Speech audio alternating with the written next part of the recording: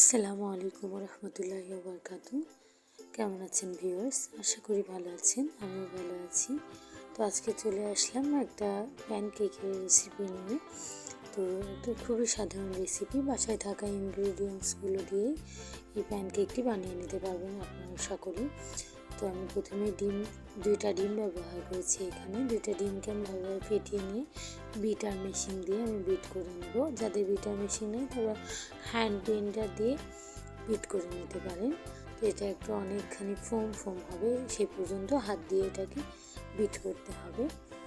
তারপর এটা বিট হয়ে গেলে এখানে বেকিং পাউডার, ভ্যানিলা এসেন্স এগুলো যোগ করতে হবে। তারপর আমি এখানে 2 চামচ চিনি ব্যবহার করছি। চিনি যার যার প্রয়োজন মতো, যে বেশি মিষ্টি খান সে একটু বেশি, যে কম খান একটু কম ব্যবহার করবেন। এবং আবার এটাকে ভালোভাবে মিক্স করতে হবে। আমি মিক্সার দিয়ে এটাকে মিক্স করে নিচ্ছি ভালোভাবে। দেখুন আমার টেক্সচারটা ফোম হয়ে গেছে। তো এরপর আমি আস্তে আস্তে আমার গুঁড়ো করে রাখা বিস্কুটের গুঁড়া, এটা ড্রাই কেক ছিল বাসায় অনেকগুলো, তো আমার বাচ্চারা ড্রাই কেক খাচ্ছে না।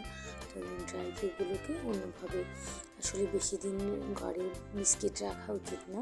তো আমি বিস্কিটগুলোকে আমি এভাবে সুন্দর করে ব্লেন্ডারে গুঁড়ো করে নিয়েছি। আগে থেকে পাটায় বাটা যেতে পারে, এটা অপশনাল, যার যেটা সুবিধা হয় সে সেটা করতে পারেন। তারপর একটা ছাঁকনি দিয়ে এটাকে ছেঁকে নিতে হবে, যাতে ভিতরে কোনো রকম দানা যুক্ত না থাকে। আমি ভালোভাবে ছাঁকনি দিয়ে ছেঁকে, দেখুন অনেকগুলো দানা দেখা যাচ্ছে। এই দানাগুলোকে আমি ছেঁকে ফেলে দেব। আবার আমি এটাকে মিক্স করব। তো হ্যান্ড মিক্স দিয়ে আমি এটাকে ভালোভাবে মিক্স করব। আস্তে আস্তে আমার এই মিশ্রণটা ঘন হয়ে আসছে।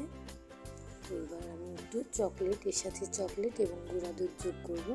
বাচ্চারা চকলেট খুবই পছন্দ করে, তো ফ্লেভারটা যদি চকলেটের হয় অনেক সুন্দর হয়।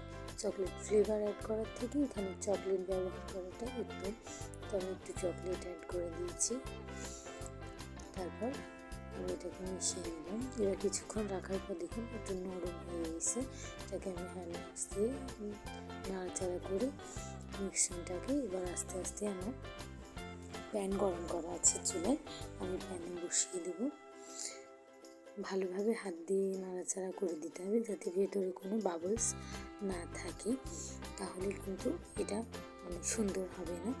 তো আমি ভালোভাবে প্যানটাকে আগে তেল ব্রাশ করে নিচ্ছি, যাতে প্রথমবার দেওয়ার সময় লেগে না যায়। তো আপনারা সবাই আশা করি আমার ভিডিও দেখেন। আমার ভিডিও আপনাদের কাছে কেমন লাগে অবশ্যই কমেন্ট করে জানাবেন। তো প্যানে দেওয়ার পর বেশি নাড়াচাড়া দরকার নেই, শুধু একটু সমান করে দিয়ে বা প্যানটাকে একটু ঢাকা দিলেই হবে। কিছুক্ষণ 4-5 মিনিট মতো ঢাকা দিয়ে রাখলেই এটা হয়ে যাবে। যেহেতু বেকিং পাউডার দেওয়া আছে অনেকটা ফুলকো হবে। আমি এভাবে 2টা বানিয়ে নিয়েছি এবং একটা নিচ দুইটা 2 দিক করে মাঝখানে আমি চকলেট ক্রিম দিয়ে এটাকে ব্যবহার করেছি। 2টা 2 দিক করে চকলেট ক্রিম দিয়ে আমি এটাকে বসিয়ে দিয়েছি। সচরাচর কেক বানাই না, কেক বানানো শেখার চেষ্টা করছি। তো আমার বাসায় কোনো ক্রিম নেই, এর জন্য আমি পিনাট বাটার দিয়ে আমার কেকের উপরটা ভালোভাবে ময়শ্চারাইজ করে নিচ্ছি, যাতে এখানে একটু কিছু টেক্সচার দেওয়া দেয়। তো টেক্সচার দেওয়ার জন্য আমি একটু গুঁড়া দুধে ব্যবহার করব। তো আমি ছাঁকনির ওপরে একটু ছাঁকনি নেব, এটা করে ছাঁকনির উপরে আমি একটু গুঁড়া দুধ দিয়ে ওটাকে ঝাঁকিয়ে এটাকে একটু সাজানোর চেষ্টা করেছি। তো এটা অপশনাল, যার যার কাছে যা আছে বাসায় যদি ক্রিম থাকে আপনারা ক্রিম দিয়ে ওটাকে সাজিয়ে দিলে কেউ বুঝতে পারবে না যে এটা আসলে প্যানকেক না